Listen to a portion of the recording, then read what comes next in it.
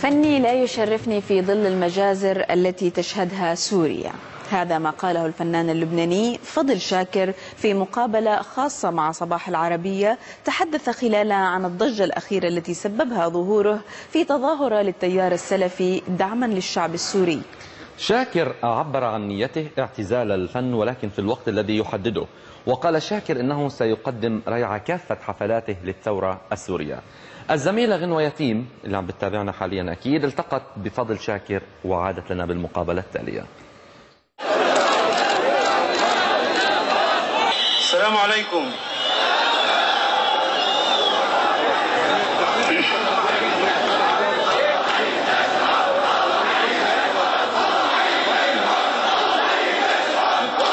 امين امين امين.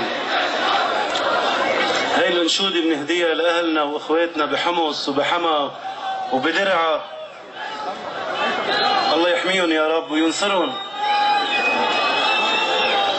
سوف نبقى هنا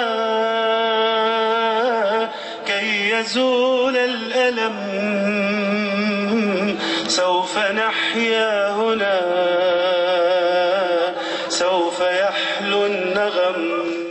ردة فعل قاسية أتت من الإعلام بسبب مشاركتك بتظاهرة السلفيين، هل توقعت هذا الهجوم وشو ردك على الانتقادات؟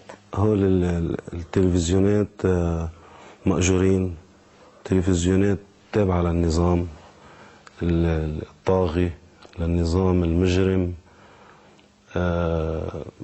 يعني ما بعرف، ما عندي شيء كلام هيك رد عليهم فيه. بنشوف من خلال يعني مثلا لما بيطلع أي من الطرف الثاني اللي تابع للنظام بيكونوا عم بكرموه وبيعاملوه بطريقة حلوة، وبس يطلع أي إنسان ثاني معارض للنظام يا اما بيقطعوا له المقابله، يا اما بيصيروا يشهروا فيه، يا بيصيروا يحكوا عليه كلام كاذب.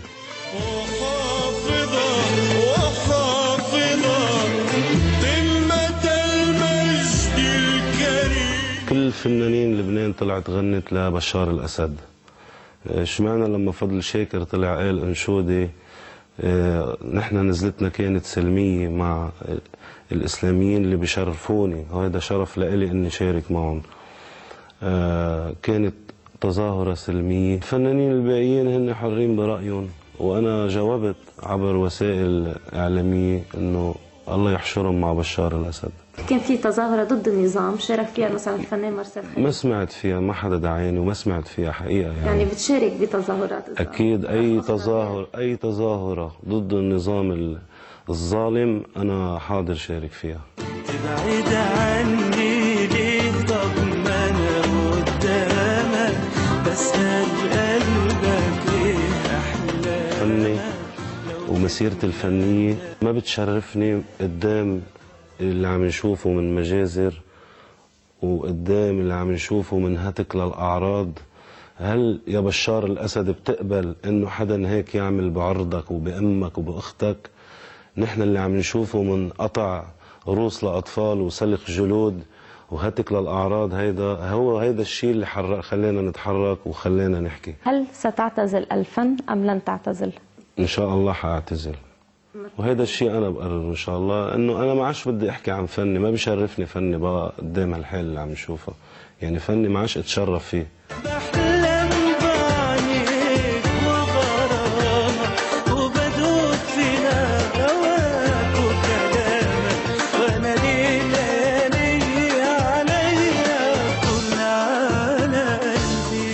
تحدثت عن دعم ستقدمه لسوريا وللثوار في سوريا، كيف ستقدم هذا الدعم وهو كناية عن ماذا؟ نحن عم نقدم دعم إنساني للنازحين، ويعني عيب الواحد يحكي بهالأمور، هيدا الشيء لله عم نعمله نحن وما بنستحي فيه.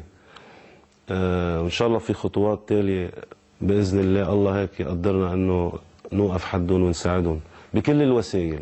هل ممكن تعمل مثلا حفل يروح ريعه للنازحين ولا خلص؟ عملت الحمد لله، دائما كل الحفلات اللي عم بعملها عم بروح ريعه للنازحين. يعني لهلا بعد مؤخرا عملنا مهرجان الكويت بهلا فبراير، تحيه للشعب الكويتي البطل، لانه كان ريع مهرجان هلا فبراير كان رايح للنازحين السوريين.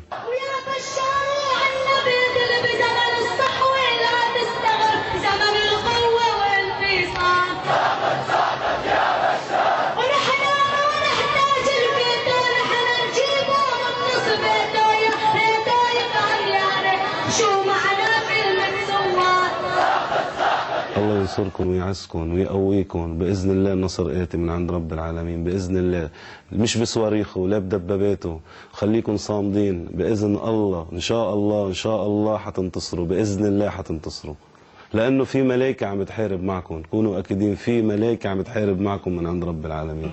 موطني موطني موطني موطني موطني ذا الإباء موطني.